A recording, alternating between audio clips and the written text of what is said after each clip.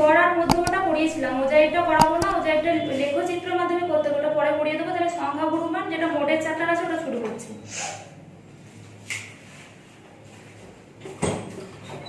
সংখ্যা গুরুমানের চ্যাপ্টারটা শুরু করছি। ওজাইটা হচ্ছে লেখচিত্রের মাধ্যমে করতে হবে, ওটা পরে পড়িয়ে দেবো। সংখ্যা গুরুমানটা করাচ্ছি। সংখ্যা গুরুমান জিনিসটা কি? সংখ্যা গুরুমান হচ্ছে কতগুলো সংখ্যা দেওয়া আছে, সেই সংখ্যাগুলোকে প্রথমে ঊর্ধ্বক্রমে সাজালাম, যে সংখ্যাটা বেশি বার আছে সেটাই হচ্ছে সংখ্যা গুরুমান। ঠিক আছে, মনে করো কেউ পরীক্ষায় একজন দুটো কোশ্চেন অ্যান্সার দিয়েছে, একজন তিনটে দিয়েছে, চারটে দিয়েছে, আবার একজন চারটে দিয়েছে, আর একজন তিনটে দিয়েছে, আবার একজন চারটে দিয়েছে, একজন পাঁচটা দিয়েছে, একজন ছটা দিয়েছে, আবার একজন দুটো দিয়েছে, তাহলে চলছে। তাহলে এবার সাজাবো, আমি যে ঊর্ধ্বক্রমে সাজাই কিভাবে সাজাবো? দুই দুই, দুটো দুই দিয়েছে, তিনটে তিন দিয়েছে, দুটো তিন দিয়েছে, তিনটে চার দিয়েছে, একটা পাঁচ দিয়েছে, একজন ছয় দিয়েছে। তাহলে কোনটা বেশি? চার আছে তিনবার, তাহলে এটাই হচ্ছে সংখ্যা গুরুমান। যেটা বেশি বার থাকবে সেটাই হচ্ছে সংখ্যা গুরুমান। মোট যে দুটো থাকে, মনে করো তিনটা আছে তিনবার, তিনটাও তিনবার আছে, তাহলে সংখ্যা গুরুমান কি হবে? 3,4। দুবার থাকে, যেটা থাকে সেটা লিখবো। এটা হয়ে গেল সংখ্যা গুরুমান। এবার সংখ্যা গুরুমান চ্যাপ্টারটা শুরু করছি। এক একটা 16 জন বন্ধুর প্রতিদিন স্কুলে যাতায়াত ও অন্যান্য খরচের জন্য প্রাপ্ত টাকার পরিমাণ দেওয়া আছে।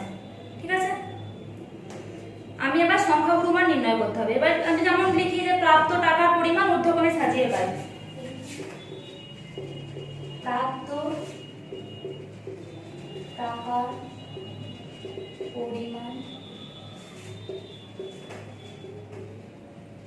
ঊর্ধ্বক্রমে সাজিয়ে পাই।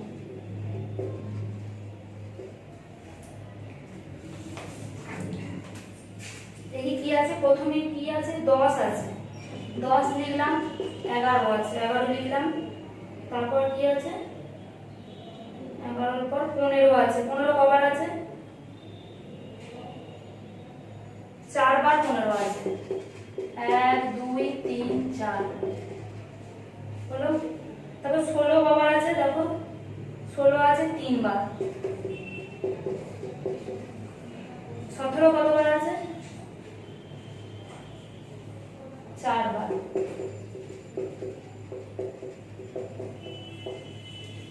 18 কতবার আছে?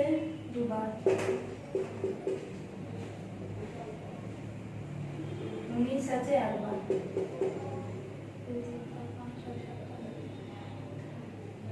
16টা দেখো বন্ধু, 16টা হয়ে গেল। এবার গুণে আবার দেখে নেবো 16টা হয়েছে নাকি।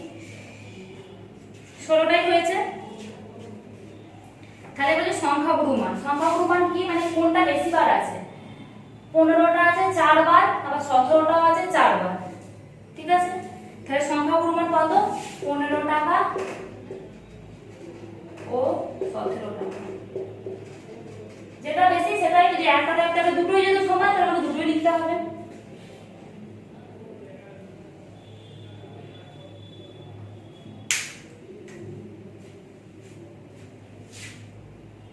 দুই আর তিন সেম, 2 আর 3টা নিজেরা করে নেবে। চারেরটা কি দেখো, চারেরটা কিছু করতে হবে না, বলে দিচ্ছি তাহলে বুঝতে পারবে। চারেরটা বলা হচ্ছে জুতোর সাইজ আর পরিসংখ্যা। জুতোর সাইজ 2 নম্বর সাইজের জুতো কজন পরে? 3 জন পরে। 3 নম্বর সাইজে 4 জন পরে। 4 নম্বর সাইজে 5 জন পরে। 5 নম্বরে 3 6 5 7 4 8 3 9 2 দেওয়া আছে। তাহলে কত নম্বর সাইজটা সবচেয়ে বেশি জন পড়ে? 5। দেখো পরিসংখ্যা 5 হচ্ছে সবচেয়ে বেশি, সেটা কোনটা? 4 আর 6। সাইজ 4 আর 6, 4 নম্বর সাইজের জুতো 5 জন পড়ে, আর 6 নম্বর সাইজের জুতো 5 জন পড়ে। তাহলে পরিসংখ্যা সবচেয়ে বেশি হচ্ছে 5। তাহলে সংখ্যা গুরুমান কত হচ্ছে? 5টা কার কার সাইজ? 4 আর 6। তাহলে সংখ্যা গুরুমান হচ্ছে 4 আর 6। ঠিক আছে, এবার 5এর অঙ্কটা করব। তো মুখোমুখি হয়ে গেল 5এর অঙ্কটা। বলেছে বিভাজন ছক থেকে সংখ্যা গুরুমান নির্ণয় করি। ঠিক আছে,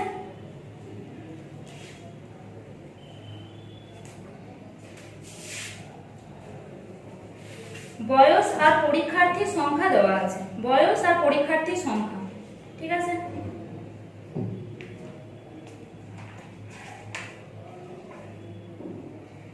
যা ওই ছকটা নিজেরা করবে, করে লিখবে প্রদত্ত পরিসংখ্যা বিভাজনের সর্বাধিক পরিসংখ্যা।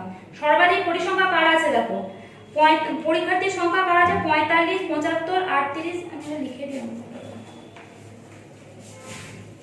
16 থেকে 18, 18 থেকে 20,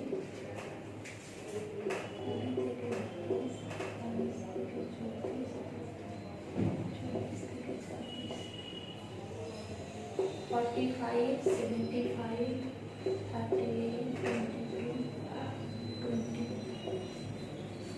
সবচেয়ে বেশি পরিসংখ্যা কোনটা? 75।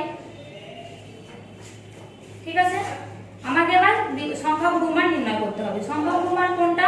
সংখ্যাগুরু মান 18। তাহলে কি লিখবো? সর্বাধিক পরিসংখ্যা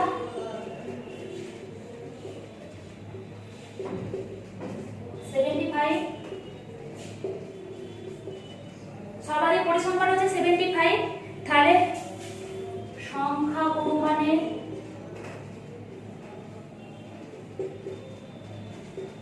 শ্রেণীটা হচ্ছে কত? 18 থেকে 20। এটা হচ্ছে সংখ্যাগুরু মানের শ্রেণী। তাহলে এবার সংখ্যাগুরু মান, সংখ্যাগুরু মানের এটা সূত্রটা রাখো, এটা মনে রাখতে হবে।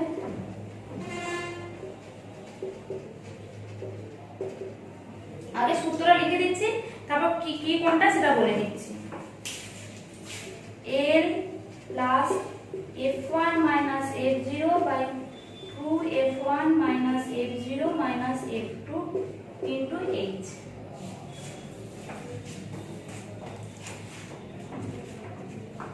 এবার এগুলো কি আমি বলে দিচ্ছি, এইখানে লিখে দিচ্ছি। এলটা কি? এলটা হচ্ছে সংখ্যাগুরু মান শ্রেণীর নিম্ন সীমানা। এর ক্ষেত্রে কোনটা? 18 নিম্ন সীমানা। তাহলে এখানে এল সমান হচ্ছে 18। তারপর হচ্ছে f1। f1টা কি? সংখ্যাগুরু মান শ্রেণীর পরিসংখ্যা। সংখ্যাগুরু মান শ্রেণীর পরিসংখ্যা কত? 75। তাহলে f1টা হচ্ছে 75। তারপর হচ্ছে f2। f0টা আগে লিখছি। f0টা কি? সংখ্যাগুরু মান শ্রেণীর ঠিক পূর্ববর্তী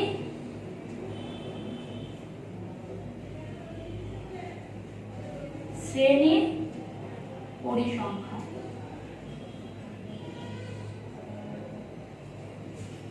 সংখ্যাগুরু মান শ্রেণী ঠিক আগের শ্রেণীর পরিসংখ্যা কত? 45। তাহলে f0টা হচ্ছে 45। f2টা কি? সংখ্যাগুরু মান শ্রেণীর পরবর্তী শ্রেণীর পরিসংখ্যা। ঠিক আছে, পরবর্তী পরিসংখ্যা মানে এটা পরবর্তী, এটা পূর্ববর্তী, এটা পরবর্তী। তাহলে হচ্ছে f2টা হচ্ছে 38।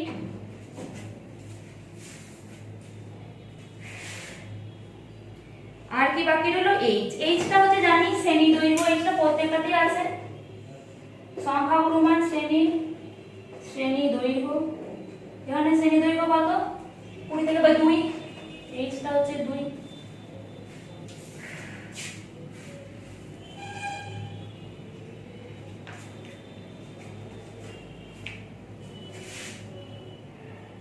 তাহলে এখানে ক্যালকুলেশনটা করলে এর কত?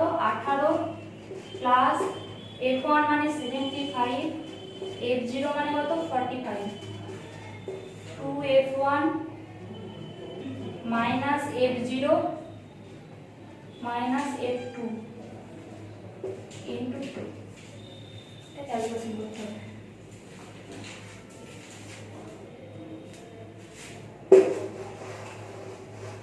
এটা করে দেখিয়ে দিচ্ছি। 18 প্লাস 75 minus 45 হচ্ছে 30।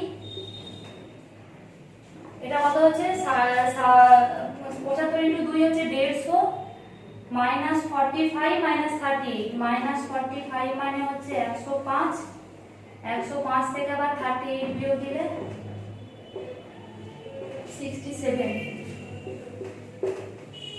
ইন্টু 2 তাহলে 18 প্লাস 60 বাই 67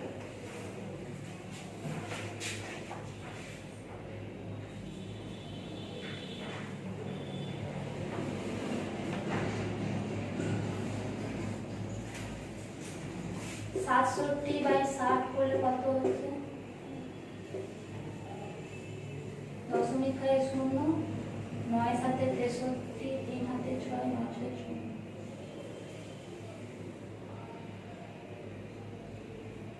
8 খাবে 8 সাথে 56 6 হাতে 5 6 4 10 3 হাতে 4 6 10 দশমিক হয় 0 9 খাবে দশমিক 8 নয় মানে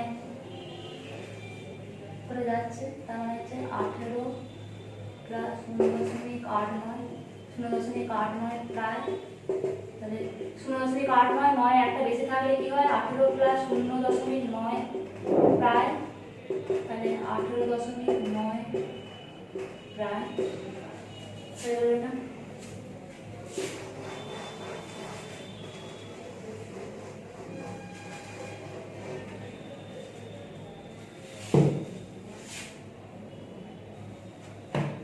পাঁচেরটা হলো 6 7 একই নিজেরা করবে